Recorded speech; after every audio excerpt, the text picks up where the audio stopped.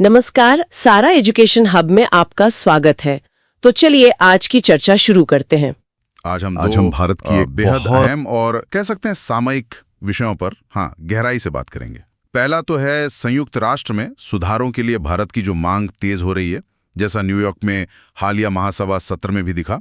और दूसरा, भारत में कैंसर के मामलों में एक चिंताजनक बढ़ोतरी, खासकर तब जब दुनिया भर में इसमें कमी आ रही है। हाँ, ये दोनों ही बहुत महत्वपूर्ण विषय हैं आज के संदर्भ में। तो इसके लिए हमारे पास डेली न्यूज और इंडियन एक्सप्रेस के कुछ अंश हैं। हमारा मकसद है इन स्रोतों से सबसे जरूरी जानकारी निकालना और ये समझना कि आखिर संयुक्त राष्ट्र में बदलाव क्यों जरूरी है, भारत क्या रोल निभा सकता है, और दूसरी तरफ भारत में ये कैंसर क्यों बढ़ रहा है और इससे निपटने के क्या रास्ते हो सकते हैं। बिल्कुल, तह तक जाने की कोशिश करेंगे। तो चलिए शुरू करते हैं पहले संयुक्त राष्ट्र से। भारत के विदेश मंत्री ने यूएनजीए के 80वें सत्र में साफ कहा कि संयुक्त राष्ट्र में सुधार अब जरूरी है और भारत ज्यादा जिम्मेदारियां लेने को तैयार है। ये आवाज तो देखिए पहले भी उठी है, पर इस बार क्या खास है और इन सुधारों की जरूरत इतनी क्यों महसूस हो रही है? हाँ, ये जरूरत कई सालों से महसूस की जा रही है, लेकिन अब कह सकते हैं कि ये मांग और तेज हो गई है। डेली न्यूज़ के सूत्र भी इसी तरफ इशारा करते हैं। देखिए, सबसे पहली और बड़ी वजह तो है निर्णय लेने में होने वाला गतिरोध। कई बार ऐसा होता है कि कोई बड़ा संघर्ष चल रहा है, या संसाधनों के बंटवारे का मुद्दा है, या आतंकवाद जैसा गंभीर मसला, पर सदस्य देशों के आपसी मतभेद इतने होते हैं कि संयुक्त राष्ट्र तेजी से या असरदार तरीके से कोई फैसला ही नहीं ले पाता। फैसले अटके रहते हैं। बिल्कुल। और इसी से जुड़ा एक और अहम पहलू है, वो है वीटो पावर का। सुरक्षा परिषद के जो 5 स्थायी सदस्य हैं, P5 जिन्हें कहते हैं, चीन, फ्रांस, रूस, यूके और यूएस, इनके पास ये ताकत है कि वो अकेले ही किसी भी प्रस्ताव को रोक सकते हैं, भले ही बाकी सारे सदस्य सहमत हों। हाँ, ये तो बड़ी अजीब बात है। एक देश पूरी दुनिया की मर्जी के खिलाफ जा सकता है। हाँ, और हमने देखा भी है हाल में, जैसे रूस ने यूक्रेन पर वीटो इस्तेमाल किया, अमेरिका ने इजराइल से जुड़े प्रस्तावों पर। तो ये व्यवस्था कई बार जरूरी कार्रवाई में एक तरह से बाधा बन जाती है। यानी वीटो पावर पूरी प्रक्रिया को ही कह सकते हैं बंधक बना लेती है। और क्या दिक्कतें हैं? सही कहा। इसके अलावा देखिए, संयुक्त राष्ट्र की जो मौजूदा संरचना है, खासकर सुरक्षा परिषद की, वो काफी पुरानी पड़ चुकी है। ये बनी थी 1945 में। तब की दुनिया की सच्चाई दिखाती है। दूसरा विश्व युद्ध खत्म हुआ था, जो देश जीते थे उन्होंने से बनाया। अच्छा। आज हम 21वीं सदी में हैं, दुनिया बिल्कुल बदल गई है। भारत है, ब्राजील है, जर्मनी, जापान, ये सब कितनी बड़ी आर्थिक और राजनीतिक ताकतें बन चुकी हैं। लेकिन इनके पास स्थायी सदस्यता नहीं है। हाँ, ये बात तो हमेशा उठती है। और साथ ही ग्लोबल साउथ यानी जो विकासशील देश हैं, उनका प्रतिनिधित्व भी बहुत कम है।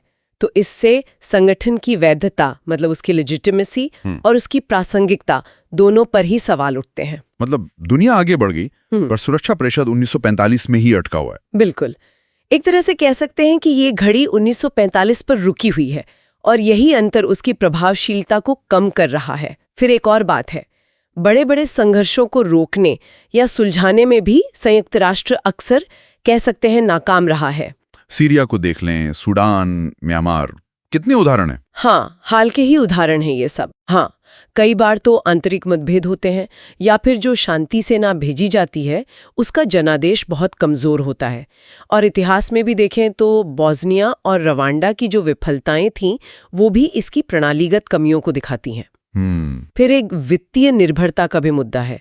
संयुक्त राष्ट्र अपने बजट के लिए कुछ अमीर देशों पर, खासकर अमेरिका पर, काफी हद तक निर्भर है। तो जाहिर है ये निर्भरता कहीं न कहीं उसकी नीतियों और कामकाज की निष्पक्षता को प्रभावित कर सकती है। पैसे देने वाला अपनी बात मनवाने की कोशिश कर सकता है। हाँ, ये एक आशंका बनी रहती है। प्रशासनिक तौर पर भी चुनौतियां हैं। इसकी नौकरशाही बहुत बड़ी है, बहुत फैली हुई है। तो जब कोई संकट आता है तो प्रतिक्रिया बहुत धीमी हो जाती है, और भ्रष्टाचार, पैसों के गलत इस्तेमाल के आरोप भी लगते रहे हैं। जैसे सूत्र में यूएनडीपी का जिक्र है, संयुक्त राष्ट्र विकास कार्यक्रम, जहां खरीद धोखाधड़ी और यौन कदाचार से जुड़ी 434 नई जांचें चल रही हैं। बाप रे, 434 नई जांचें। और क्या कुछ देशों को यह भी लगता है कि उनकी संप्रभुता, उनकी आजादी पर असर पड़ रहा है? हाँ, ये भी एक पहलू है। कुछ राष्ट्रों को लगता है कि मानवाधिकार या आव्रजन जैसे मुद्दों पर संयुक्त राष्ट्र के जो प्रस्ताव आते हैं वो उनके राष्ट्रीय हितों पर हावी हो सकते हैं। और एक और बात, अब G20, ब्रिक्स, अफ्रीकी संघ जैसे नए वैश्विक और क्षेत्रीय मंच भी उभर रहे हैं। ये अंतर्राष्ट्रीय सहयोग के लिए वैकल्पिक रास्ते दे रहे हैं। तो ये स्थिति भी संयुक्त राष्ट्र पर दबाव डाल रही है कि वो बदले, वो सुधार करे। बिल्कुल। तो ये तो साफ है कि चुनौतियां बहुत सारी हैं और गंभीर हैं। ऐसे में भारत जो सुधारों की बात कर रहा है, वो खुद इन सुधारों को आगे बढ़ाने में क्या भूमिका निभा सकता है? सूत्र इस पर क्या रोशनी डालते हैं? देखिए, भारत के लिए यहाँ कई संभावनाएं नजर आती हैं। पहली और सबसे अहम भूमिका तो सुरक्षा परिषद के विस्तार को लेकर है।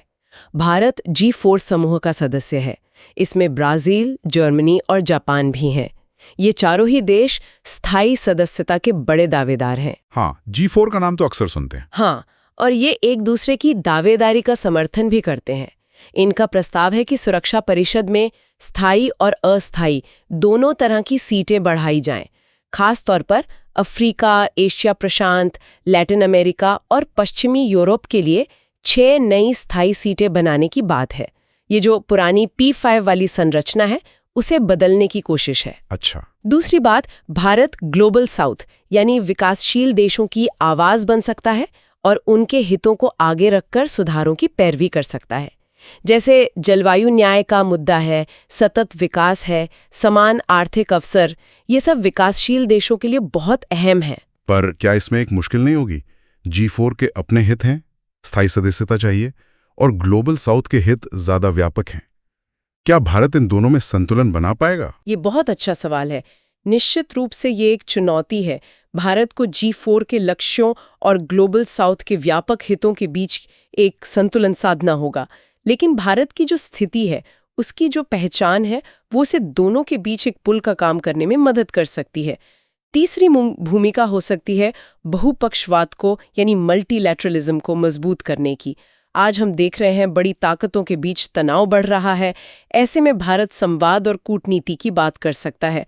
और देखिए, संयुक्त राष्ट्र शांति अभियानों में भारत का योगदान कितना लंबा और सराहनीय रहा है। हाँ, ये तो है। उसकी स्वतंत्र विदेश नीति भी उसे एक विश्वसनीय मध्यस्थ बनाती है। चौथा, आतंकवाद के खिलाफ वैश्विक ढांचे को मजबूत करना। भारत तो खुद आतंकवाद से बहुत पीड़ित रहा है और वो बहुत समय से आतंकवाद पर एक व्यापक अंतर्राष्ट्रीय संधि, जिसे CCIT कहते हैं, उसकी मांग कर रहा है। तो इस मुद्दे पर वो नेतृत्व कर सकता है। अच्छा। हाँ, पांचवा, भारत की ऐतिहासिक विश्वसनीयता भी उसके काम आ सकती है।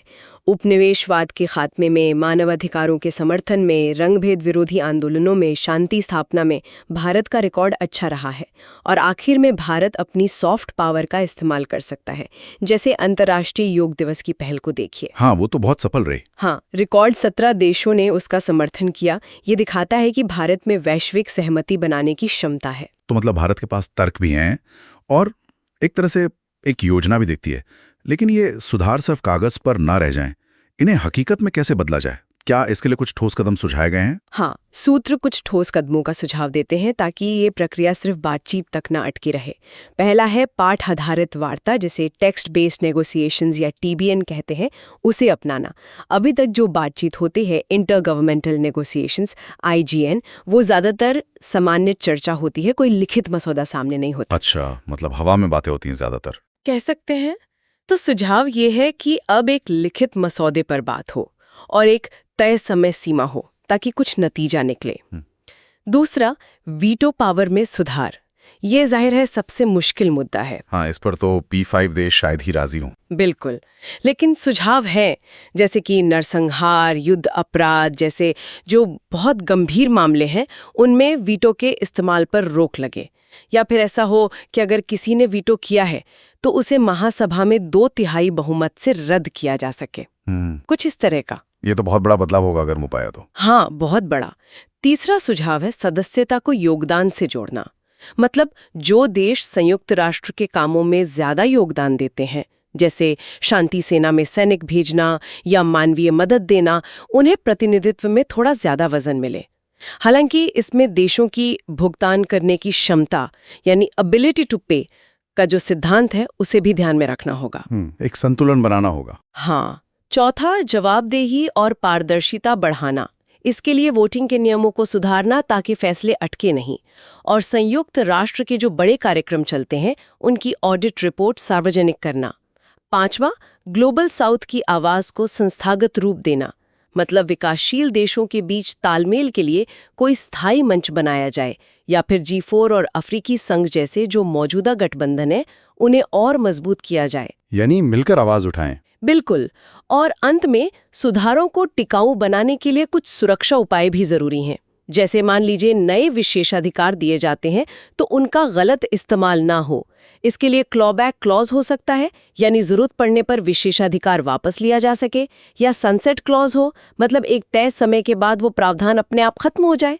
और साथ ही हर कुछ साल में, जैसे हर 10 साल में, पूरी शासन संरचना की समीक्षा हो, शायद एक स्थायी संयुक्त राष्ट्र सुधार आयोग बनाकर। अच्छा, तो कुल मिला के लक्ष्य एक ऐसे संयुक्त राष्ट्र का है जो आज की दुनिया के लिए ज्यादा प्रासंगिक हो, ज्यादा प्रभावी हो, ज्यादा जवाबदेह हो, न कि सिर्फ 1945 का एक प्रतिबिंब बनकर रह जाए। सही कहा।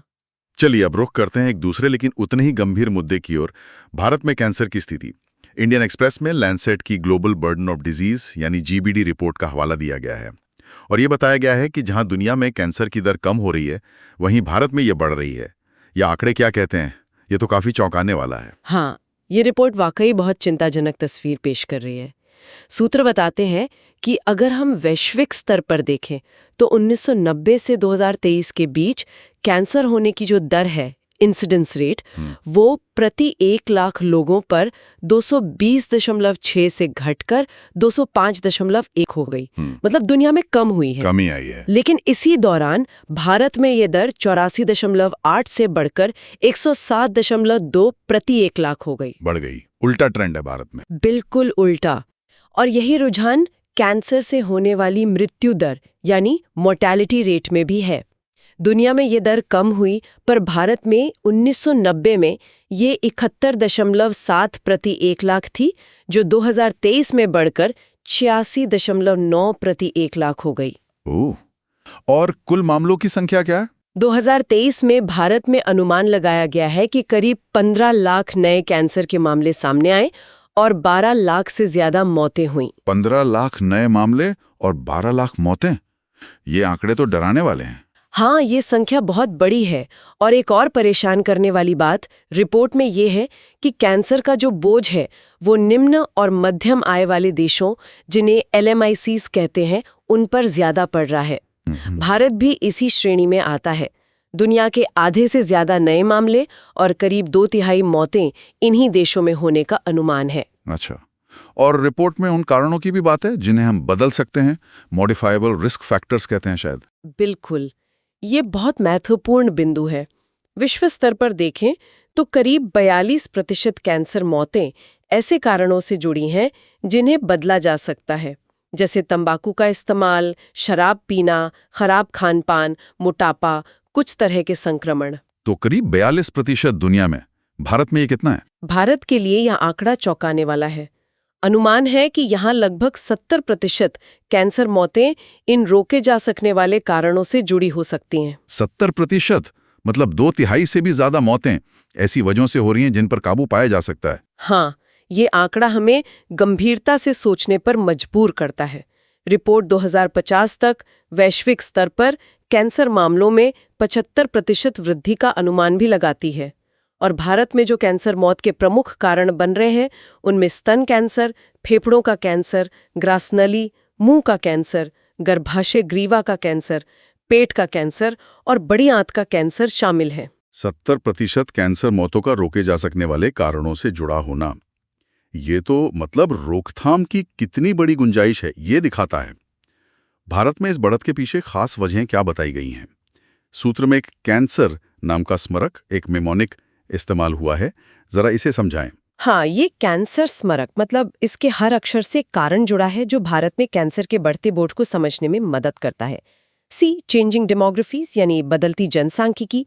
भारत की आबादी की औसत उम्र बढ़ रही है, लोग अब ज्यादा जी रहे हैं, जीवन प्रत्याशा बढ़ी है और बुढ़ापे में कैंसर होने का खतरा वैसे भी ज्यादा होता है। तो जैसे जैसे बुजुर्ग आबादी बढ़ेगी, कैंसर के कुल मामले भी बढ़ेंगे। अच्छा, ये तो उम्र बढ़ने का एक स्वाभाविक परिणाम हुआ। हाँ, कुछ हद तक। अगला है ए, अडॉप्शन ऑफ अनहेल्दी लाइफस्टाइल्स यानी अस्वस्थ जीवन शैली अपनाना, ये एक बहुत बड़ा फैक्टर है, शायद सबसे बड़ा। तंबाकू का हर तरह का इस्तेमाल, सिगरेट, बीड़ी, गुटखा, खैनी, फिर खराब खान पान, ज़्यादा तला भुना, मीठा, प्रोसेस्ड खाना, शारीरिक मेहनत की कमी, बैठे रहने वाली जीवन शैली और शराब का बढ़ता सेवन, ये सब चीज़ें फेफड़े, मुंह, गला, पेट, लिवर जैसे कई तरह के कैंसर का खतरा सीधा सीधा बढ़ा रही हैं। ये तो हमारी रोजमर्रा की आदतों से जुड़ा है। बिल्कुल। फिर आता है N, national health system deficiencies, यानी राष्ट्रीय स्वास्थ्य प्रणाली की कमियां। बहुत से लोगों में कैंसर का पता बहुत देर से चलता है, जब वो बीमारी काफी बढ़ चुकी होती है, तीसरे या चौथे स्टेज में पहुंच जाती है। इसकी एक वजह तो जागरूकता की कमी है, दूसरी स्क्रीनिंग की सुविधाएं पर्याप्त नहीं है, खासकर छोटे शहरों और गांव में। फिर कैंसर के विशेषज्ञ डॉक्टर यानी ऑन्कोलॉजिस्ट और इलाज के लिए जरूरी मशीनें जैसे रेडियोथेरेपी की मशीनें, इनकी भी कमी है। और इलाज महंगा भी बहुत है शायद। हाँ, महंगा इलाज भी एक बहुत बड़ी बाधा है। इससे भी लोग देर करते हैं या इलाज नहीं करा पाते। मतलब अगर जल्दी पता चल जाए तो इलाज ज्यादा कामयाब हो सकता है, लेकिन हमारा सिस्टम इसमें पूरी तरह मदद नहीं कर पा रहा। बिल्कुल सही। देर से पता चलने का मतलब है इलाज की सफलता दर कम होना और मरीज के बचने की संभावना घटना। अगला सी है कार्सिनोजेनिक एनवायरमेंटल एक्सपोजर, यानी कैंसर पैदा करने वाले पर्यावरणीय कारक। इसमें सबसे बड़ा मुद्दा है बढ़ता हुआ वायु प्रदूषण। हवा में जो PM 2.5 कण होते हैं, बहुत महीन कण, उन्हें विश्व स्वास्थ्य संगठन ने क्लास 1 कार्सिनोजन माना है, यानी पक्के तौर पर कैंसर पैदा करने वाला तत्व। ये फेफड़ों के कैंसर का बड़ा कारण बन रहे हैं। PM 2.5, ये तो आजकल बहुत सुनने में आता है। हाँ, इसके अलावा घरों में जो लोग लकड़ी, कोयला, उपले जैसे ठोस ईंधन जलाते हैं खाना पकाने या गर्मी के लिए, उससे निकलने वाला धुआं भी बहुत खतरनाक है। और कुछ फैक्ट्रियों या खेतों में इस्तेमाल होने वाले रसायन जैसे एस्बेस्टॉस या कुछ तरह के कीटनाशक, उनसे लंबे समय तक संपर्क में रहना भी कैंसर का जोखिम बढ़ाता है। पर्यावरण भी एक वजह है। हाँ, फिर है इकोनॉमिक हार्डशिप फ्रॉम ट्रीटमेंट, यानी इलाज का आर्थिक बोझ। कैंसर का इलाज, चाहे वो सर्जरी हो, कीमोथेरेपी हो या रेडियोथेरेपी, ये बहुत महंगा होता है। और भारत में स्वास्थ्य पर होने वाले खर्च का बड़ा हिस्सा लोगों को अपनी जेब से देना पड़ता है। आउट ऑफ पॉकेट एक्सपेंडिचर जिसे कहते हैं। बिल्कुल। ये खर्च कई परिवारों को गरीबी में धकेल देता है। नतीजा ये होता है कि या तो लोग इलाज शुरू ही नहीं कर पाते या फिर महंगा देखकर बीच में ही छोड़ देते हैं। ये तो बहुत दुखद स्थिति है। बहुत। और आखिरी R है राइजिंग इन्फेक्शन लिंक्ड कैंसर्स, यानी संक्रमण से जुड़े कैंसर का बढ़ना। कुछ तरह के इन्फेक्शन भी कैंसर का कारण बन सकते हैं, जैसे ह्यूमन पैपिलोमा वायरस यानी HPV। ये मुख्य रूप से गर्भाशय ग्रीवा का कैंसर, जिसे सर्वाइकल कैंसर कहते हैं, उसका कारण बनता है। हेपेटाइटिस B और C वायरस से लिवर कैंसर का खतरा बढ़ता है। और एक बैक्टीरिया होता है H. पाइलोरी, वो पेट के कैंसर से जुड़ा है। अच्छा, इन्फेक्शन से भी कैंसर हो सकता है। तो ये तो एक बहुत ही जटिल तस्वीर सामने आ रही है। इसमें हमारी आदतें हैं, हमारा पर्यावरण है, हमारी स्वास्थ्य व्यवस्था है, आर्थिक हालात हैं, सब कुछ शामिल है। इस बड़ी चुनौती से निपटने के लिए क्या कुछ हो रहा है और आगे क्या किया जा सकता है? सूत्र एक और स्मारक का जिक्र करते हैं, CURE समाधान के तौर पर। हाँ, सरकार ने कुछ पहल की हैं। ऐसा नहीं है कि कुछ हो नहीं रहा।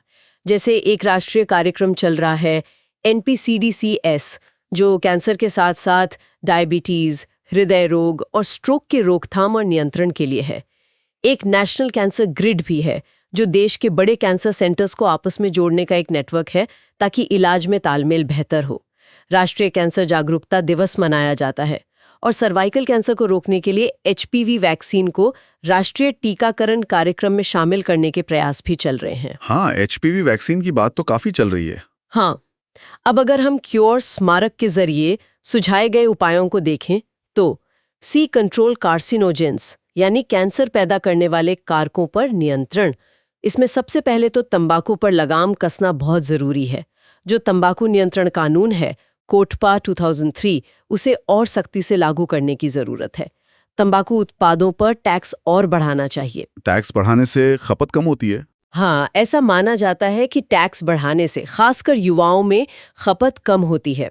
और सरकार को जो पैसा मिलेगा उसे रोकथाम और इलाज के कार्यक्रमों में लगाया जा सकता है। इसी में वायु प्रदूषण और दूसरे पर्यावरणीय कारकों पर नियंत्रण भी शामिल है। अगला है यूनिवर्सल वैक्सीनेशन एंड स्क्रीनिंग, यानी सार्वभौमिक टीकाकरण और स्क्रीनिंग। जो कैंसर इन्फेक्शन से जुड़े हैं उन्हें रोकने के लिए टीकाकरण बहुत जरूरी है, जैसे HPV का टीका और हेपेटाइटिस B का टीका। ये सुनिश्चित करना होगा कि ये टीके सभी जरूरतमंद लोगों तक पहुंचें।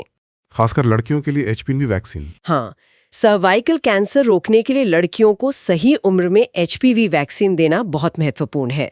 और हेपेटाइटिस B का टीका तो अब यूनिवर्सल इम्यूनाइजेशन प्रोग्राम का हिस्सा है ही। इसके साथ ही कैंसर की शुरुआती पहचान के लिए स्क्रीनिंग कार्यक्रम मजबूत करने होंगे। जो आम कैंसर हैं जैसे स्तन कैंसर, गर्भाशय ग्रीवा का कैंसर, मुंह का कैंसर, इनकी स्क्रीनिंग की सुविधा प्राथमिक स्वास्थ्य केंद्रों यानी PHCs के स्तर पर उपलब्ध होनी चाहिए। और जो हमारी आशा और ANM कार्यकर्ता हैं उन्हें ट्रेनिंग देनी होगी ताकि वो लोगों को जागरूक कर सकें और स्क्रीनिंग के लिए प्रेरित कर सकें। यानी रोकथाम और जल्दी पहचान, इन दोनों पर बहुत जोर देना होगा। बिल्कुल। तीसरा उपाय है रोबस्ट ट्रीटमेंट इंफ्रास्ट्रक्चर, यानी इलाज का मजबूत ढांचा तैयार करना। कैंसर के इलाज की सुविधाओं को बेहतर बनाना होगा और उन्हें आम लोगों की पहुंच में लाना होगा।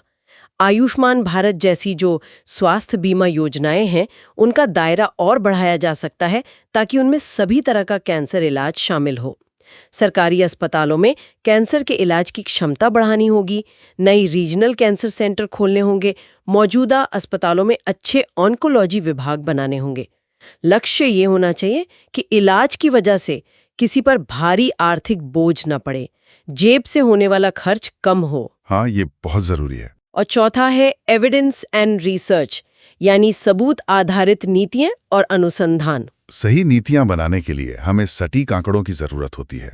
इसके लिए जो राष्ट्रीय कैंसर रजिस्ट्री कार्यक्रम है NCRP, उसका विस्तार करना होगा ताकि हमें पूरे देश से हर इलाके से विश्वसनीय डेटा मिल सके कि कहाँ किस तरह का कैंसर ज्यादा हो रहा है, क्यों हो रहा है, भारत में कैंसर के क्या खास कारण हैं, हमारी अपनी आबादी के हिसाब से क्या जोखिम है। इस पर और ज्यादा स्वदेशी शोध को बढ़ावा देना होगा। और इन सब जानकारी के आधार पर एक मजबूत राष्ट्रीय कैंसर नियंत्रण योजना बनानी होगी, जिसके स्पष्ट लक्ष्य हो और जिसकी प्रगति पर लगातार नजर रखी जा सके। तो ये क्योर वाला नजरिया एक व्यापक समाधान की बात करता है। नियंत्रण, टीकाकरण, स्क्रीनिंग, इलाज का ढांचा और शोध। तो देखिए, वैश्विक स्तर पर संयुक्त राष्ट्र जैसी संस्थाओं में सुधार की जरूरत से लेकर हमारे अपने देश में कैंसर जैसी गंभीर स्वास्थ्य चुनौती तक आज हमने काफी महत्वपूर्ण मुद्दों पर बात की। हमने देखा कि कैसे एक ज्यादा प्रतिनिधिक और प्रभावी UN की मांग उठ रही है और साथ ही भारत में कैंसर के बढ़ते बोझ के पीछे की जो जटिल वजहें हैं और जो संभावित समाधान हो सकते हैं उनको भी समझा। हाँ, और दिलचस्प बात ये भी है कि ये मुद्दे कहीं ना कहीं आपस में जुड़े हुए भी लगते हैं।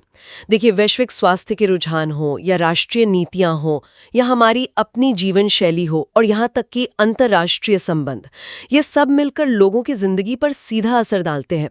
संयुक्त राष्ट्र में सुधार की जो मांग है वो कहीं ना कहीं ये भी दिखाती है कि दुनिया आज की जो जटिल चुनौतियां हैं, जिनमें बड़े स्वास्थ्य संकट भी शामिल हैं, उनसे बेहतर तरीके से निपटने के लिए तैयार होना चाहती है। बिल्कुल। और श्रोताओं के सोचने के लिए एक आखिरी सवाल हम छोड़ जाते हैं। ये देखते हुए कि भारत के कैंसर बोझ में लगभग 70% हिस्सा उन कारणों का है जिन्हें रोका जा सकता है, तो राष्ट्रीय नीतियों के साथ साथ जमीनी स्तर पर यानी हमारे समुदायों में जागरूकता और बचाव के उपायों को सबसे असरदार तरीके से कैसे बढ़ाया जा सकता है? कैसे हम ये सुनिश्चित कर सकते हैं कि लोग स्वस्थ जीवन शैली अपनाएं और कैंसर की शुरुआती जांच के महत्व को समझें? इस पर जरूर सोचिएगा। अगर आज की चर्चा आपको पसंद आई हो तो वीडियो को लाइक, शेयर और चैनल को सब्सक्राइब करना ना भूलें। शुक्रिया।